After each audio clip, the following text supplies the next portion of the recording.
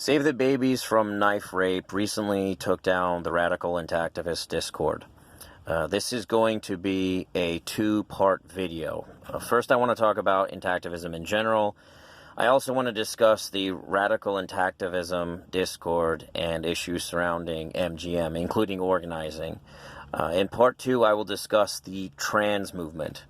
Trevor Cormier did a video a while back addressing my video where I hijacked the Equality Press Act conference in Washington, D.C., where I hijacked about circumcision, or forced circumcision. I want to address the trans movement and transphobia accusations. All of this connects to men and circumcision, and highlights the fact that men need their own identity politics.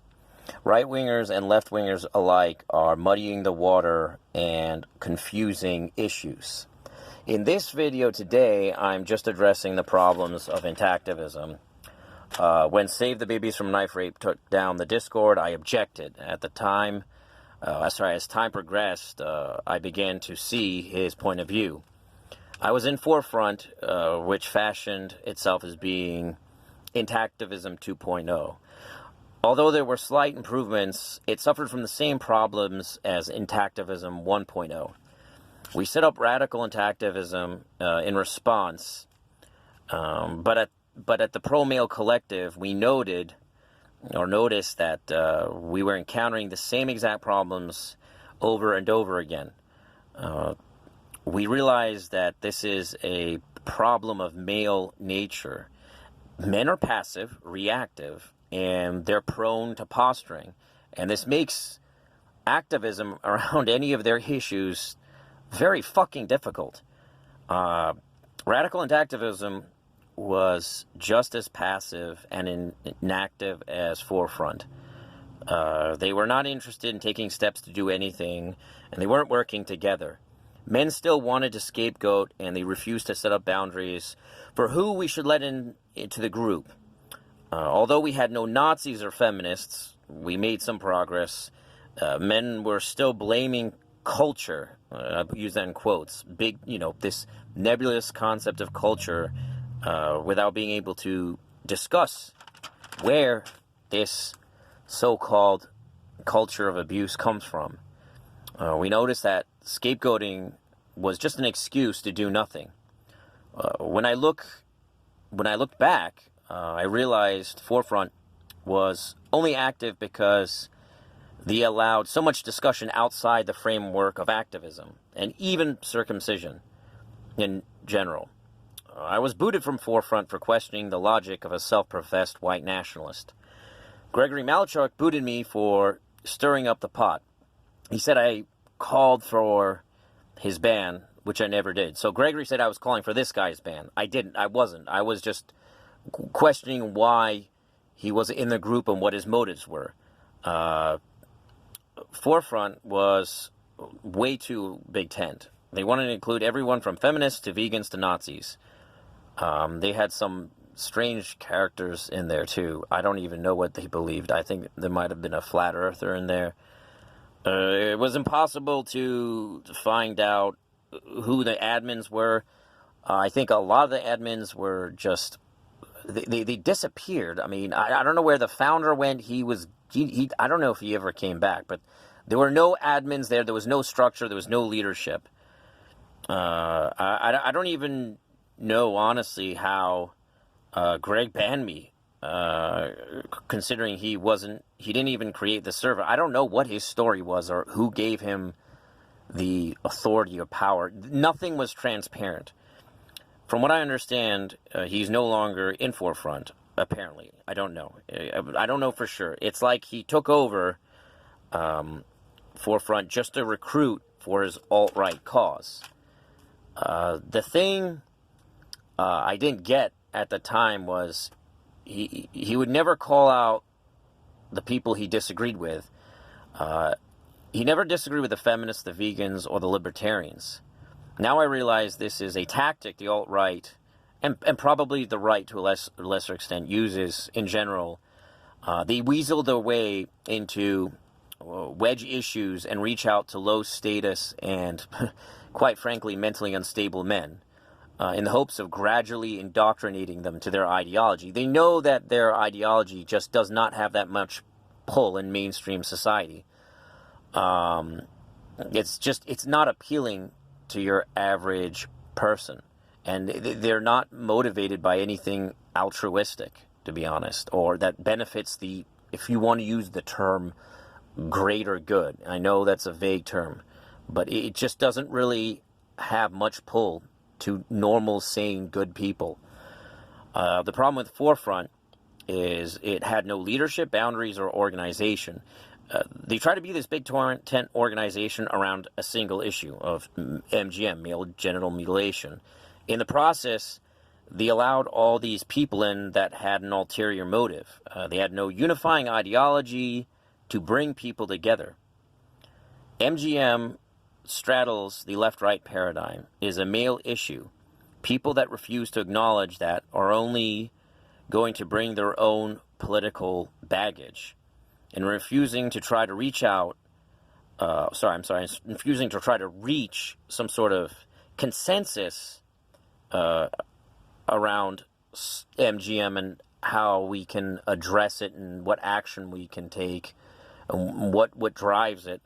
They just focus on numbers. It just becomes a numbers game, which in turn makes it harder to reach a consensus.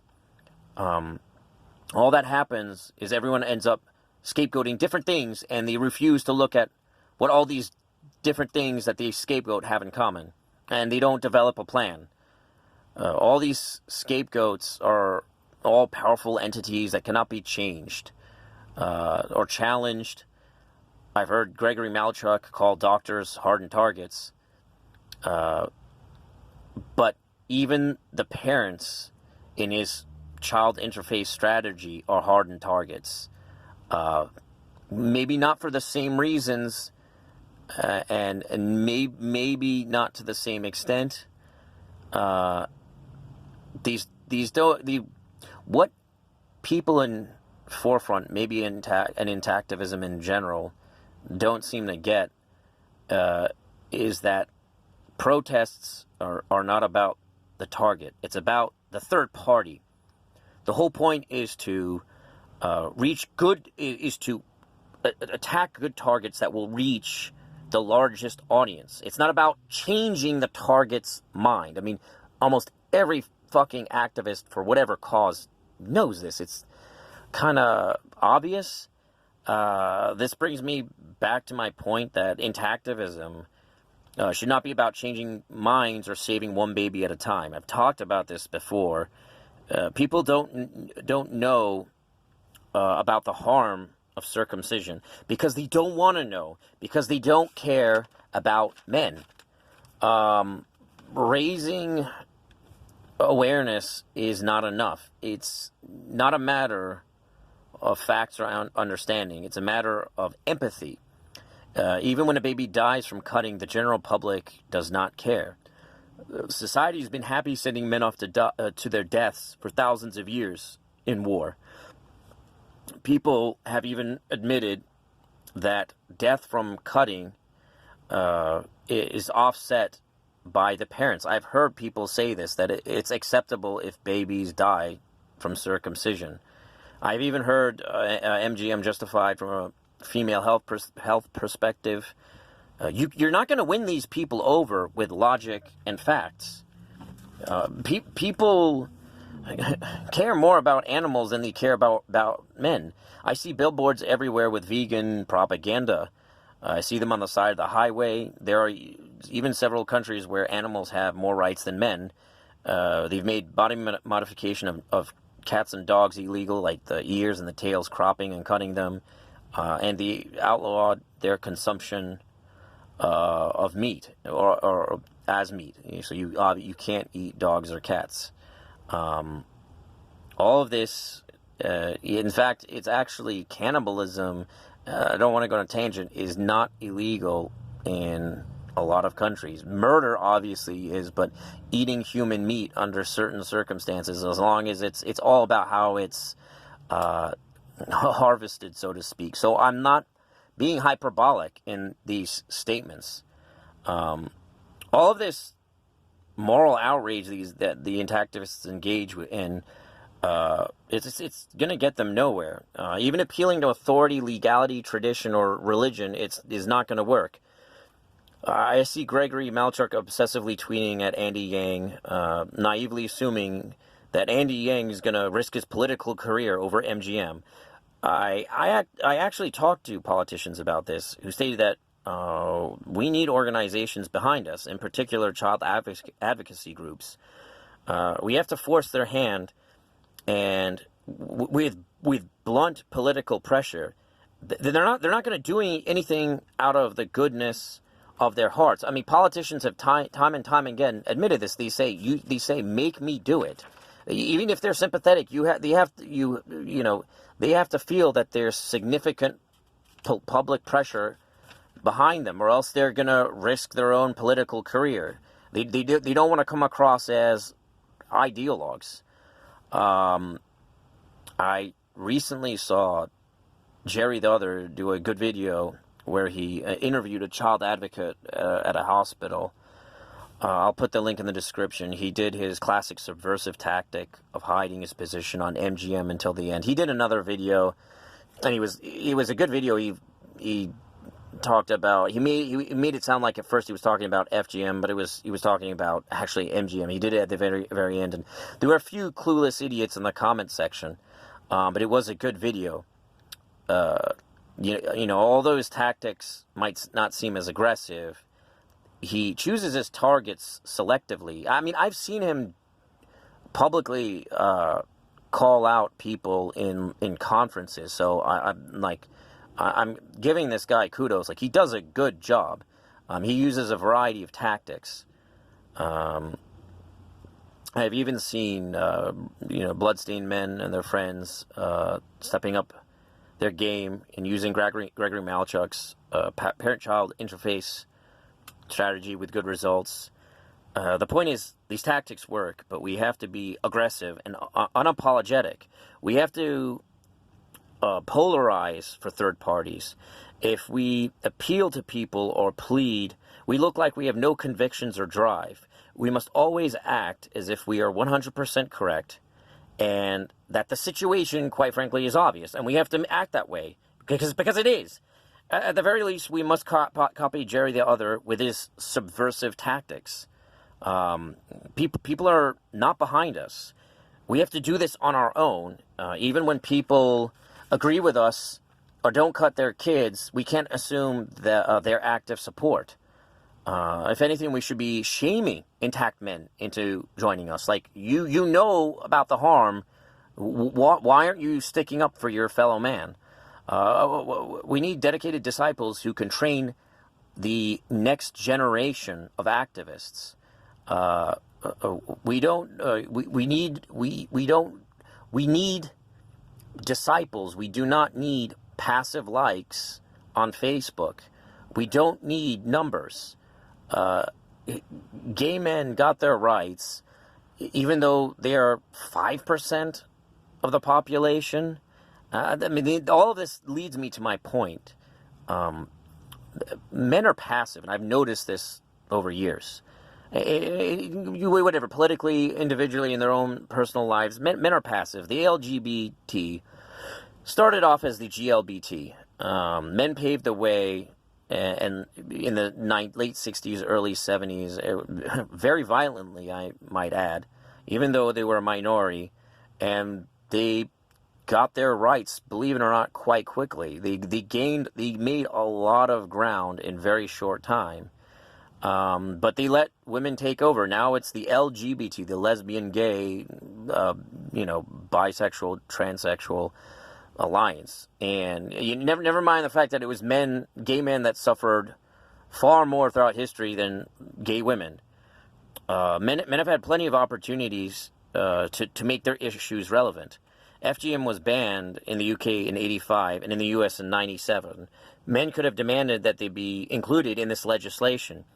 I mean, look, recently, Intactivists couldn't even take advantage of this Iceland ban, which happened like a couple of years ago.